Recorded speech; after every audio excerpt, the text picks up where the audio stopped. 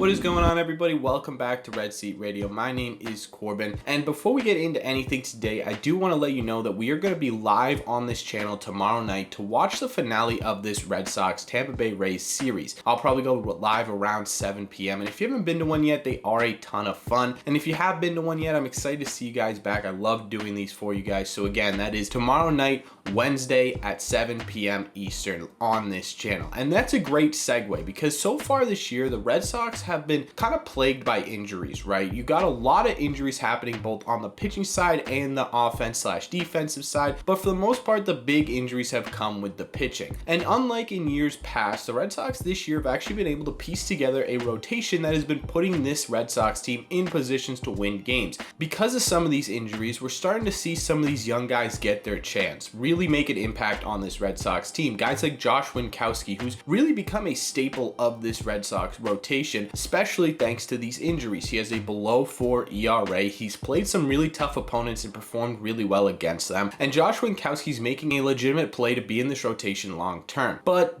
that's not what we're talking about today, because what we're talking about today is yet another big prospect called up, and not just any big prospect, the #1 pitching prospect in this Red Sox system, a top 100 prospect in all of baseball, is getting the nod tomorrow night, Wednesday, when we are live, which is a pretty cool thing, to come in and pitch his major league debut. So that is what we are talking about today. We're talking about why this guy is who he is, what makes him so important, and why is he the #1 prospect in baseball. How did he get called up? We're talking everything Brayan Bello related. So before we get into that, do me a favor, make sure you guys have hit that subscribe button if you haven't already. If you're new here, we talk Red Sox content almost every single day. Also, make sure you guys are hitting the like button if you like this video, and if you enjoy this video, share with a friend or family member that loves the Red Sox as much as you do. Thank you all very much for clicking on this one. Let's get into it. For those of you who do not know, yesterday Alex Cora, for yesterday's game, said that Brayan Bello might have to be an option for Wednesday's game. Now, the reason for this is because we had a bullpen game already in this series, and we don't want to run our bullpen too thin. Chris Sale still needs one more start, according to the Red Sox, in the minor leagues before he's eligible to come back up to the major leagues. Again, not a league-wide mandate for Chris Sale, just something that the Red Sox have decided with him. So that leaves Brayan Bello. Not much else came from that. There were a few follow-up questions, but nothing was confirmed until last night. After the Worcester Woo Sox game, after the fireworks went off at Pollard Park, we got a tweet that the Red Sox have officially called up Brayan Bello to make his major league debut this Wednesday. Twitter then lost its mind. And everyone has really good reason to. You should be excited about this. This is our #1 pitching prospect in the Red Sox farm system. This is a top 100 prospect in all of baseball, and he has been tearing it up at the AAA level.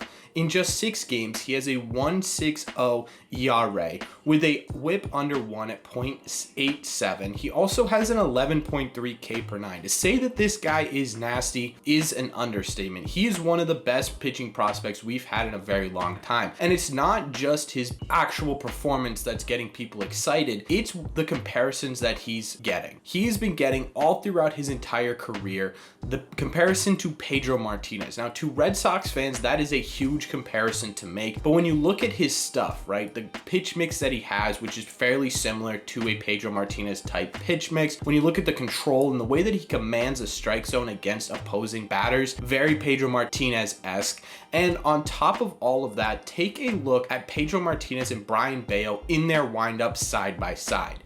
They're almost identical, if not identical, in my opinion. That is a very big comparison to make, yes, but between Brayan Bello's actual performance on the field, the mechanics, and the way he carries himself, the Pedro Martinez comparison isn't too far off. One of the things that Brayan Bello said when he first got to AAA this year was that he was going to do everything he possibly could to get on this Red Sox team in any shape or form in 2022, and it looks like he kind of got lucky. Now, the question is, how does this affect the Red Sox in 2022?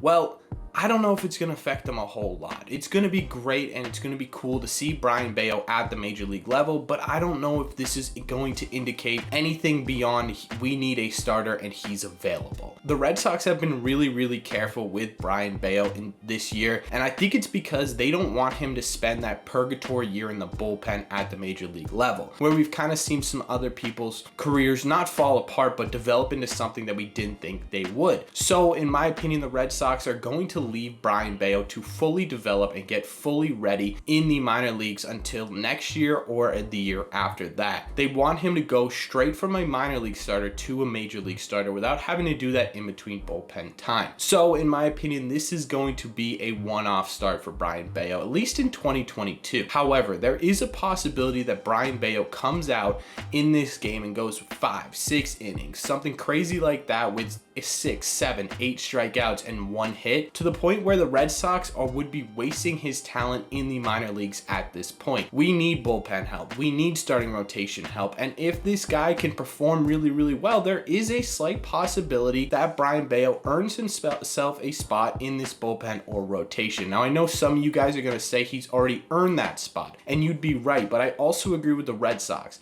This is a very special kid, and you don't want to push him up too early and have things fall apart for him at the major league level when you can absolutely perfect it in the minor league level and come straight into the rotation. So while I'm excited and I'm really pumped to be able to watch this with you guys and to see Brayan Bello at the major league level and take a look at what the future of the Red Sox could look like, because this is kind of the first time we've had a prospect as hyped up as this since Clay Buchholz, at least pitching wise in my opinion. I don't think that this is going to be a long-term thing, but I could be wrong, so let me know in the comment section down below. One, what do you think of Brayan Bello? Do you think he's going to do well? Do you think he doesn't do well? Let me know all your thoughts on him down below, and let me know how you think this affects the Red Sox. Do you think this becomes a more long-term solution to anything, or do you think this is a one-off and we'll probably see more of him next year or the year after?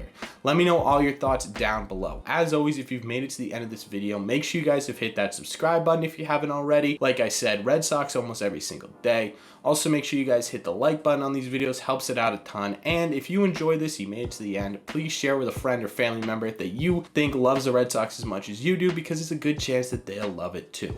Thank you all very much for clicking on this one, and I will see you on the live stream tomorrow night at 7 p.m. and in the Red Seats.